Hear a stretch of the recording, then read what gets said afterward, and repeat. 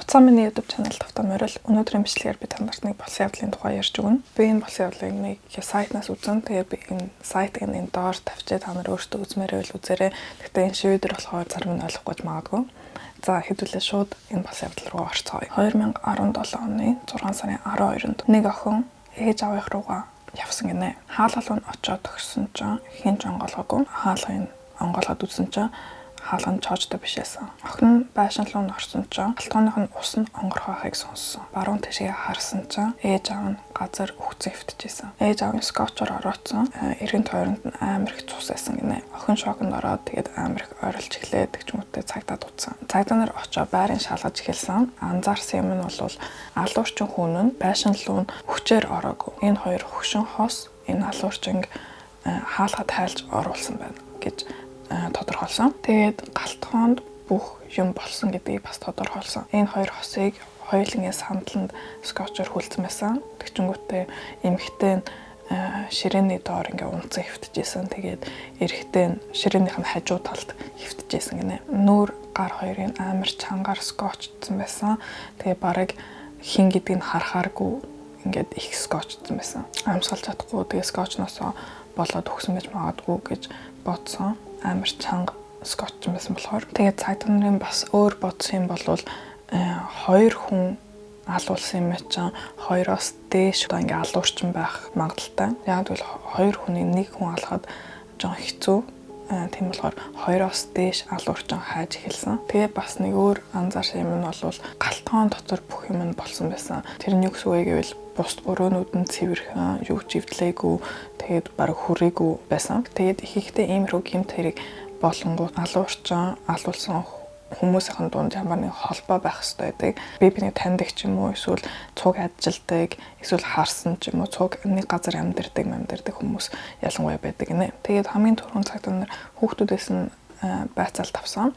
Тэгээд хүүхдүүд нь тэр өдөр яг юу хийсэн бэ? Тэгээд ээж аавынхын тухай асуусан. Аав нь бол Түүр гэдэг 70 настай. Тэгээд ээжийг нь бол Ан Кристин гэдэг 63 настай. Тэгээд хүүхдүүдийнхаар нь хэлж байгаагаар бол энэ хоёр амар сайн хүмүүсээсэн. Тэгээд ямар ч хүмүүстэй муудалцаагүй энэ амьдардаг байшинда амар удаан амьдарсан. Түүр гэдэг аав нь энэ байшинг барьж тусалсан бас. Тэгээ хүүхдүүдтэй ч гэсэн амар сайн холбоотой байсан. Тэгээ цагдаа нар бас энэ хоёрын санхүүг шалгасан чинь ямар нэг өөр юм уу эсвэл амар их мөнгө байхгүйсэн энэ хоёр. Зүгээр л нэг энгийн хос байсан. Техник гэрүүд нь биеийн шалгаж үзсэн чинь энэ хоёулаа хоолойн зүсэгтэн байсан. Бас амар их цус хоолойноос нь гарсан гэдгийг тодорхойлсон. Галтгооных нь ширээн дээр нэг жоохон мөнгө байсан. Тэгчүн жоон хүчтэй эмний төрөлний таблетууд байсан. Тэгээ бус дүрэнүүдийн миний өмнө хэлснээр ямар ч ингэ шалгасан байдал байгаагүйсэн. Одоо ингэ тэр алуурчнууд нь тийм болохоор цагдаа нарын ойлгосноор болвол энэ мөнгөний авах гэж ирээгүй эсвэл байр гэрээс нь одоо юм хулгайлах гэж ирээгүй. Энэ хоёр хүнийг алах гэж ирсэн байна. Тийг тодорхойлсон. Тэгээ бас коридорт нь баахан юм шингэн юм асгацсан байсан гинэ. Тэгээ тэр нь юу вэ гэвэл нотлох баримт арилгах гэж асгасан байсан гэж цагдаа нар бодсон. Тэгээ энэ бас мэрэгжлийн шалгадаг хүмүүсийнх нь анзаарсан юм болвол энэ алуурчин хүн нь краныг бөглөөд тэгчмөт усын онгор хорхиж галтгоогийн усаар дүүрэх гэж хичээсэн. Тэгээ тэр нь яагаад вэ гэвэл нотлох баримт бас устгах гэж хичээсэн. Гэхдээ тэр төлөвлөн бүтээгүй краных нь бөглөөс нь гарсан байсан. Тэгээ шивэдэд энд гэмт хэрэг болоход ингэж ус асгаж эсвэл эм тэм шингийн асгаж масах амар ховор байдаг. Тийм болохоор цагдаа нар бас гайхсан. Тэгээ энэ хоёр хосын байшин нь бол олон хүмүүсийн дунд байдгүй. Тийм болохоор энэ явдлыг харсан хүмүүс амар ховор. Гэхдээ цагдаа нар бас зурагтаар харсан хүмүүс заавал цагдаатай холбогдоорой гэж зурагтаар мэдээлсэн. Тэгээ бас цагдаа нарын ойлгосон юм нь бол энэ хоёр хосыг нэг хоногийн өмнө алсан байсан. Тийм болохоор нэг хоногоор ингээ хоцорч явж байгаа гэдгийг бас ойлгосон. Тэгээ энэ хоёрын дансыг шалгаж үзсэн чинь 6 сарын 11-нд 2 цагийн үед 1000 крон данснаас нь шилжүүлсэн байсан. 1 цаг 30 минутын дараа бас адилхан данснаас 20,000 крон шилжүүлэгдсэн байсан. Тэгээ тэр 20,000 кроныг бас дахиад шалгаад үзсэн чинь 20,000 кроноос нэг хэсэг мөнгө нь ATM-аар ингээ гаргасан байсан.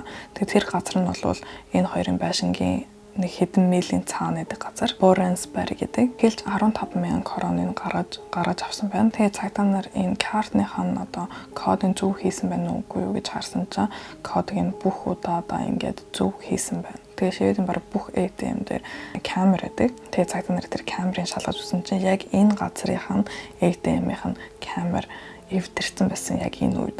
Цагдаа нар бас бус дэлгүүр тэгээд бус ойрхон газруудын камеруудыг шалгаж үзсэн чинь ямар ч хэрэгтэй юм олдоогүй. Эргэн тойрны хүмүүсээс нь жоохон мэдээллүүд орж ирсэн. 6 сарын сүүлээр хүмүүс нэг 2 хүний тухайн мэдээлэл өгсөн. Тэгээ энэ 2 хүний нэг нь сүүлүүд амар сонин зам байдалтай байгаа гэж мэдээлэл орж ирсэн. Тэгээ цагдаа нар бас шалгаад үзсэн чинь энэ хосын эмэгтэй им уудаг гэсэн. 6 сарын 9-нд эмээ авахгүй эмийн санал руу очсон. Тэр үед энэ 2 хүний нэг нь Ан Кристинтэй энэ эмийн сан дотор байсан гэж тодорхойлогдсон. Тэгээ өмнөх өдөр нь бас Ан Кристин хүнсний дэлгүүр орсон чинь энэ 2 эрэгтэй хүн яг зэрэг хүнсний дэлгүүр дотор нь байсан гэж тодорхойлогдсон. Ан Кристин төр 2 өгсний хэд хоногийн дараа энэ 2 хүний нэг нь бас хуцаа амирх өөрчилж эхэлсэн ус мүсээ одоо гаднах төрлөө амирх өөрчилж эхэлсэн. Тэгээ энэ хоёрыг цагдаагийн газар руу аваачаад тэгээд байцаалт авч үзсэн чинь энэ 2 хүн алуурчаан бишээсэн. Яг гэвэл энэ өдөр өөр юм хийжсэн гэдэг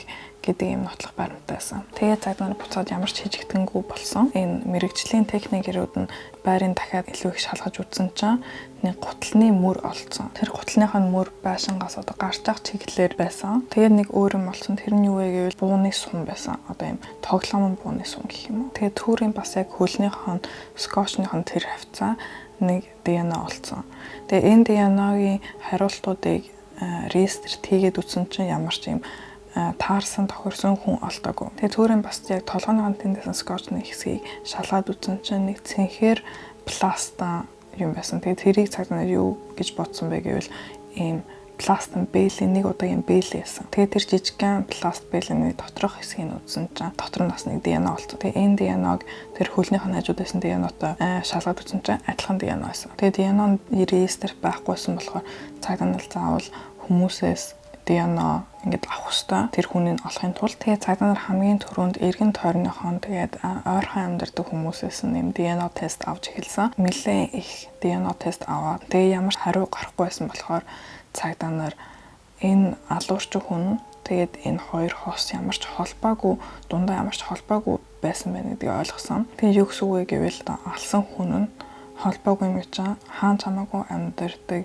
байж болохоор гэсэн үг. Цагдаа нар шивтэн бүх хүмүүсийг одоо DNA тестэнд оруулж чадах юм болохоор энэ хайж байгаа хүнээ ямар нэгэн байдлаар илүү их нотлох баримт олох хэрэгтэйсэн. Тэгээд энэ гутлынхын мөрийг хараад энэнгээр тусламж аваад ямар хүнийг DNA тестэнд оруулахаа шалгаруулж эхэлсэн. Тэгээд яг ийм мөртэй гутал 33,000 шивэд байгаа гэж тодорхойлогдсон. Тэгээ 33,000 л амар их бас шалгахад тийм болохоор цагдаа нар гутлынх нь арзмаарыг харж үзсэн. Тэгсэн чинь гутлынх нь арзмаар нь 47. 47 бол их байдгүй. Нэлээд ховор гутлынх нь арзмаарыг дээрээс нь нэмэж шалгасан чинь зөвхөн 190 хүн ийм гуталтай байсан. Тэгээ 190 хүн гэдэг чинь бас олон. Тэгээд энэ хүмүүс шивэдийн бүх газар амьдардаг. Тийм болохоор цагдаа нар бас өөр нотлох баримтуудыг хайж эхэлсэн. Тэгээд тэр нь юу вэ гэвэл цагдаа нар энэ скотчийг харж эхэлсэн.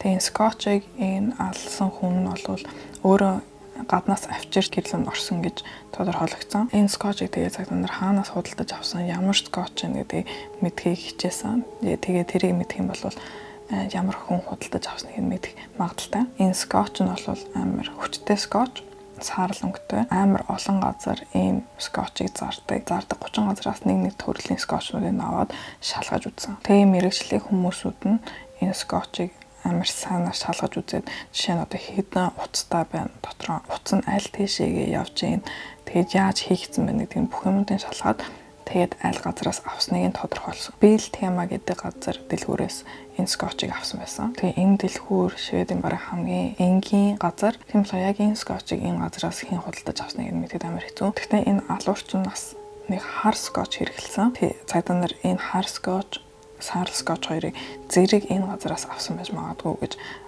бодож эхэлсэн. Тэгээ цагдаа нарын бэл темагийн одоо камер хүмүүстэй ингээ ярьж үзээд юмнуудыг шалгаж үзсэн чинь энэ саарл скотч, хар скотчийг ингээд цуг авсан үеуд нь бол 177 удаа энэ хоёрыг цугтаа авч исэн байна гинэ. Тэгээд цагдаа нарын 177 хүмүүсийн одоо юу авсныг нь хараад бодоод сайн харж агаад тэгээд 12 хүнийг энэ DNA тестэнд оруулахыг шийдсэн. DNA тестуудыг хийж эхэлсэн. Тэгээд нэг өдөр 3 хүнийг энэ DNA тестэнд оруулсан. Тэр өдрийн хамгийн эхнийх нь эрэгтэй хүн нь бол 24 настай эрэгтэйсэн. Тэгээд энэ эрэгтэй өөрөө хэдэн цагаас уулзгаа шийдсэн. Тэгээд тэр нь бол 9 цагтайсан. Өөрийнхөө ажлын завсарлагаар 30 минутын завсарлагаар уулзъя гэж цагдаа нарт тохирсон. Цагдаа нар очсон чинь амар залуухан гой айстантай эрэгтэй гарч ирсэн. Тэгээд нэг цагдаах нь анзаарч юм бол энэ ямар том хүлтэй юм бэ гэж бодож исэн гинэ. Цагдаа нар энэ эрэгтэйд их юм хэлээгүй, зүгээр 6 сарын 11-нд 2 скотч BLT-магаас авсан. Тэгээд тэрний тухай бид нэр чамаас жоохон асуулт асуух гэсэн гэж хэлсэн. Тэгээд энэ эрэгтэйн хариулт нь бол тэр саарл скотчийг хүүхдийнхээ одоо тоглоомыг янзлах гэж авсан. Тэгчмүүдээ хар скотчийг нэг хэвтэрсэн гэрлийг янзлах гэж авсан гэж хэлсэн. Ярьж дуусныхаа дараа энэ эрэгтэйгээс хөнгөөр DNA-гийн тестийг нь авсан. Тэгээд цагдаа яг тэр үед бодсноор бол энэ хүн байж магадгүй гэж бодчихгоотаа бас арай үгүй хаа 24 настай 2 хүүхдийн аав биш ахаа гэж бодсон гинэ. Тэгээ хэдэн хоногийн дараа DNA хариулт нь гарч ирсэн чинь энэ 24 настай эрэгтэйгийнх нь DNA мөн бич таарсан. Тэгээ тэр гутлынхаа мөрийг шалгаж үзсэн чинь 47 арцмарын энэ эрэгтэй хүнд хөндлөө явуулж исэн байсан гинэ. Энэ 24 настай эрэгтэйгийн нэр бол Эдвин. Мөлхо гэдэг газар эхнэр 2 хүүхэдтэйгээ амьдардаг. Тэгээ яг энэ үед машин барьдаг ажилдаа байсан. 3 сарын дараа Эдвинийг гэрээс нь баривчилсан. Тэгээ баривчлахдаа цагдаа нараас гэрийн шалгаж үзсэн. Байрных нь гадаа нэг гутал болцсон. Энэ гутлыг шалгаж үзсэн чинь нөгөө гутал нь мөн байсан. Тэгээ Эдвинээс байцаалт авсан чинь Эдвиний хэлсэн юм нь бол найз охинтойгоо хэрэлдээ машиндаа суугаад явж исэн гинэ. Тэгчүнтэй ямар ч машинд ороогүй. Тэгээ дараагийн хэдийн харилцаглаган дээр бол нэг байшингийн гадаа зогсоод тэгчүнтэй 0-ын зээлх гэж орсон гэж хэлсэн. Байшин руу ороод 0-ын зээлхтэй ундаа уусан. Тэр дотор. Тэгээ санджаагаар бол нэг эмэгтэй хүнтэй таарсан. Тэр байшин дотор. Тэгээд нэг сонирхолтой юм нь бол Эдвиний өгж байгаа ярилцлагууд нь жоохон ондоо байгаа. Энэ ундаа уусан гэж байгаа хэсэг нь бол үнэн байсан. Яг гэвэл энэ байшин дотор нь яг энэ төрлийн одоо хэлж байгаа төрлийн ундаа олцсон. Энэ ундааг өөрөө уугаагүй. Энэ хоёр биен дээр нь асгасан байсан. Тийм болохоор зарим юмнуудаа ингээд зөв санаж байгаа юм уу эсвэл ингээд худлаа ярихгүй үнэнг нь хэлээд тэгээ зарим юмнуудыг санахгүй худлаа ярьж байгаа гэсэн үг. Тэгээ цагдаа бас гайхсан юм болвол Эдвин ганцаараа энэ бүх юмыг хийсэн үү гэдгийг гайхажсан. Тэгээ тафт байцаалтан дээр Эдвин нэг юм хэлмээр нэ гэж хэлсэн. Юу хэлсэн бэ гэвэл би дахиж энэ байцаалтанд орохгүй гэж ингээд байцаалтанд орсон гэсэн ярилцлаганд би ерөөсөө юм хэлэхгүй. Яг гэвэл би юм хэлэх юм бол би гэр бүлээ тэгээ өөрийгөө амар аюултай байдалд оруулна гэж хэлсэн. Тэгснийхаа дараа ерөөсөө юм ярихаа болсон. Цагдаа нар Эдвиний бас энэ дансыг нь шалгаж үзсэн. 6 сарын 11-нд бас нэг өөр юм худалдаж авсан байсан. Тэгээ тэр нь юу вэ гэвэл нэг юм одоо тоглоом буу гэх юм уу? Агаар буу гэдэг штэ. Нэг тиймэрхүү би энэ зургийг тавьчих. Тийм буу худалдаж авсан. Тэгээ цагдаа нар энэ болсон явдлын одоо газрыг шалгаж, байрыг шалгаж үзэн чинь нэг юм тийм сум болцсон. Бас юу сонирн бэ гэвэл 7 хоногийн дараа Эдвин энэ бууга буцааж дэлгүүрт нь өгсөн. Цагдаа нар яг энэ дэлгүүр рүү очоод тэгээд яг Эдвиний худалдаж аваж буцаасан буун байна уу гэж шалгаж үзсэн чинь байсан. Тийм болохоор цагдаа нар тэрийг нь аваж шалгаж үзсэн. Soft air gun гэдэг буу харагдж байгаа байдлаар бол яг жинхэнэ буу шиг харагддаг. Итали Верета гэдэг бууны 92 буутай копи. Тэгээ буугийн шалгаад үзсэн чинь буун дээр нь түүрийн цусных нь DNA байсан. Тэгээ тэр нь юу гэсэн үг гэвэл явдал одоо бүх юм болж байхад энэ бууга гаргаж ирсэн байна гэсэн үг. Тэгээ энэ Эдвиний картын утсыг нь шалгаж үзээд тэгчүнгүүтээ Эдвинийг энэ өдөр ерөнхийдөө юу хийснийг цагдаа нар тодорхойлж хэлсэн. Эдвин энэ өдөр хүүхдүүдээ эхнэрээ хүүхдүүдийнхээ ээж аавд нь хүргэж одоо ээж аавын байшин руу хүргэж өгсөн байна. Тэгчүнгүүтээ Yon Shopping гэдэг хот руугаа машинтаа явсан. Bill Tema гэдэг дэлгүүр рүү очиж энэ скотчнууд авчингуудаа өөр нэг XXL гэдэг спортын дэлгүүрээд тийш очиж тэндээс нэг хутга авсан, худалдаж авсан. Тэгснийхаа дараа нэг өөр дэлгүүр рүү очиж энэ бууг авсан байна. Тэгээд машиндаа суугаад хурдны замаар явж яснаа энэ Манторп гэдэг газрын тийшээ жижигэн замаар орж явсан. Тэгээд яагаад яг энэ газар руу энэ одоо жижигэн хот руу очсныг нь хэлж мэдэхгүй байна. Тэгээ энэ өдөр 14:55-аас 15:11 одоо 11 цагийн хооронд энэ мөнгө шилжүүлэгдсэн. Тэгчингүүтээ 4:09-өөс 4:12-ын цагийн үед мөнгө энэ картнаас нь ATM-аас одоо гаргасан. 5 цагийн үед 17:00-ийн үед Лин шопинг гэдэг хотод машина зогсоол тавиад тэнд хоол идэж суусан байна. Хоол ээж дуусчингуудаа буцаад Мөлхой гэдэг хот руугаа гэрлүүгээ харьсан. 2018 оны 2 сарын 27-нд Эдвиний шүүх хурланд болсон. Тэгээд тэр хүртэл Эдвин юу ч хэлээг байсан. Тийм болохоор прокурор бүх хүмүүс ингээд ярилцлага авах гэсэн цагт нэлээд аажсан. Яг тэгвэл Эдвин ямар ч хамаагүй юм хэлж магадгүй. Тэгээд Эдвин ярилцлаган дээр ярахад болсон болохоор заавал энэ шүүх хурал дээр юм хэлэх ёстой. Тэгээ энэ прокурорын бодож ирснээр бол Эдвин шин юм хэлнэ. Одоо шин түүх ярьж эхэлнэ гэж бодож байсан. Тэгсэн чинь Эдвин яг прокурорын бодож ирснээр ярьж эхэлсэн. Тэгээ Эдвиний хэлэм нь бол бид нар гуруулайсан. Тэгээд би мөнгөний хулгайлсан одоо ингээд авсан гэдэг би хүлэн зөвшөөрч байна. Гэхдээ би энэ хоёрыг алаагүй гэж хэлсэн. Тэгээ Эдвиний хэлж байгаагаар болохоор 7 оны өмнө хэдэн сарын өмнө Эдвин нэг Матиас гэдэг хүнд хараар жолоо барьж өгсөн. Тэгээ энэ Матиас гэдэг хүн нь бол нэлээд том гэмт хэрэгтэй гэж Эдвин хэлсэн. Тэгсэн чинь Матиас сүултээ Эдвинийг чи надад нэг өөр ажил хийж өг. Одоо ингээд цухтаах жолоож болж өг. Одоо бид нэг юм хийн гэж юм уу чи машинтаа бид нарыг аваад цухтаа тийм ажил хийгээд өг гэж Эдвинээс гуйсан чи Эдвин үгүй гэж хариулсан гинэ. Тэгээ энэ 6 сарын 11-ных нь хэд хоногийн өмнө Матиас Эдвинийг сүрдүүлж хэлсэн гинэ. Чи миний хийсний хийхгүй бол би одоо чинь гэр бүлийн чинь гэмтэн шүү гэж. Тэгээ 6 сарын 11-нд Матиас Эдвинд чи нэг юм soft air gun аваад тэгчүнгүүтээ бас нэг хутга авчир гэж хэлсэн гинэ. Тэгээд Эдвин хэлснээр нь юмнуудыг хийсэн. Юмнууд авчингуудаа Матиасын найз Элиас хоёртой уулзсан. Тэгээд Эд ингээ хаашаа явах юу ч мэдэхгүй байсан. Нөгөө хоёр нь хойтолд одоо хойно суудсан тэгчмүүдээ урагшаа явах юм уу, хажууд явах юм уу, хаашаа явах ингээ зааж өгсөн. Тэгээд явж жагаад энэ Манторп гэдэг хот руу очсон гинэ. Тэгээд Матиас хаалгын төгссөн энэ байшингийн тэгсэн чинь Ан Кристин онгойлгосон. Тэгээд Ан Кристин түүрийг дуудаад тэгээд энэ гурав байшин руу ороод энэ хоёрыг сандал дээр ингээ суулгаад Эдвин хар скотчоор нь энэ хоёрыг скотч эхэлсэн.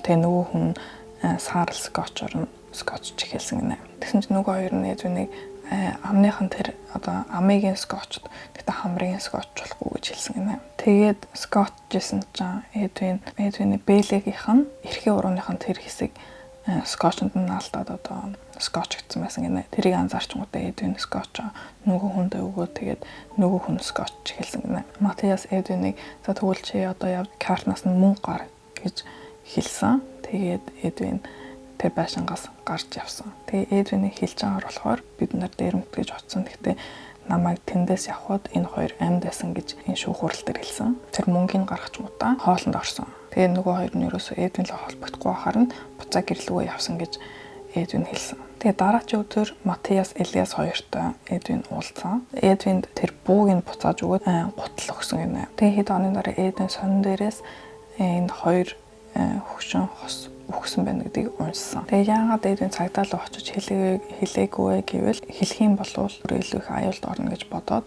ерөөсөө тгээгүй гинэ. Тэгээ Эдвин энэ түүх нь бол бараг бүх энэ нотлох баримтаанд тохирсон. Одоо яагаад энэ бууг авсан, яагаад энэ хутгийг авсан, гутал нь хаанаас гарч ирсэн бүх юмнууд нь ингээд Эдвиний түүхтэй тохирсон гинэ. Өмнө бас Эдвин Матиас гэдэг хүний нэрийг ингээ хэлжсэн. Тэгээ цагдаа нар тэр хүнийг хайгаад үзсэн чинь ерөөсөө олоогүй.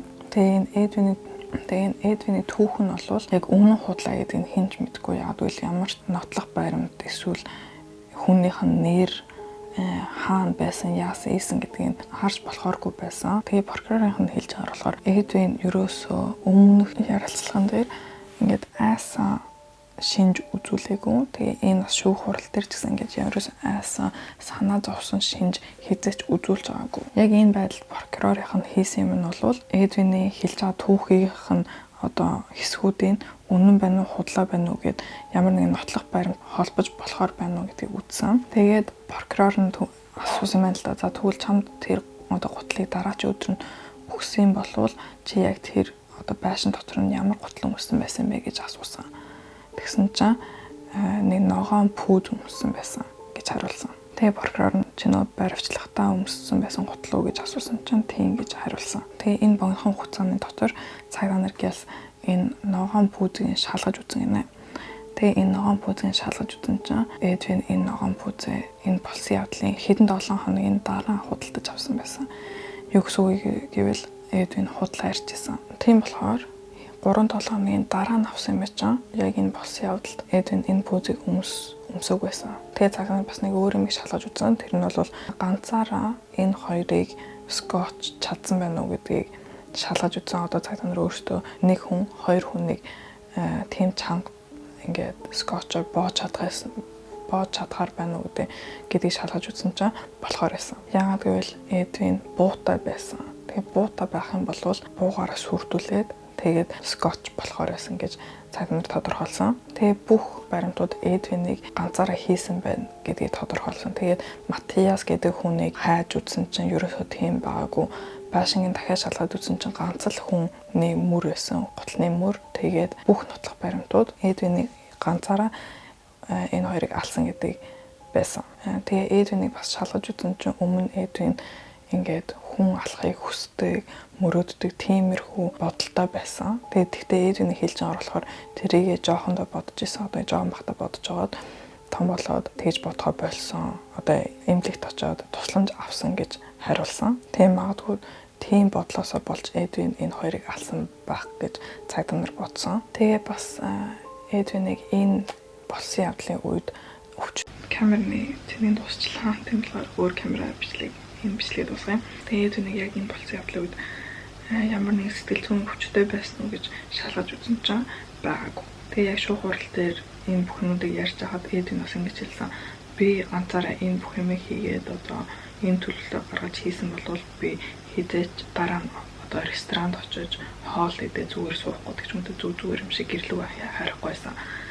Миний одоо ингээ хүн алмаар байдаг, цус хармаар байдаг тийм бодлууд би жоохондоо одоо ингээ хэдэн жилийн өмнө тэгэж бодож байсан. Тэгээд би эмнэлэгт очиод надад тусламж өгөөд тэгээд би тэр бодлуудаа хайсан гэж хэлсэн. Шүүх хурлын дуусаад Эдвинийг ганцаараа энэ хоёрыг алсан гэдгийг хариу гарч ирсэн. Тэгээ Эдвин насан туршны шорон суух ял авсан. Тэгээ шүүх хурлын хариу гарсны 6 сарын дараа Эдвин би нэг юм хүлэн зөвшөөрмөр байна гэж хэлсэн. Тэгээ юу хэлсэн бэ гэвэл Эдвин хүлэн зөвшөөрсөн. Ганцаараа юм хийсэн. Тэгээд өмнө хэлсэн түүхэн бол худлаасан гэдгээ хүлэн зөвшөөрсөн. Эдвин зөвшөөрсөн байна уугүй байна уу гэдэг нь ерөөсөө нөлөө болохгүй яагаад гэвэл шүүх хурлын хариу нугасаа Эдвинийг тэгсэн гэдэг хариу гарсан. За өнөөдрийн болсон явдал нэг иймэрхүү байлаа. Та нарт энэ болсон явдал таалагдсан байгаасай. Тэгээ миний өнөөдрийн ярьсан болсон явдлын би линкийн доор тавьчих. Өөртөө үзэж болно. Тэгээ та нарт имжлэг таалагдсан бол лайк тараа, коммент бичээрэй, subscribe дараарай. Тэгээ бас зүгээр үзэж болно. Тэгээд үлээ дараач хаа бичлэгэн дээр уулзъя. Баярлалаа.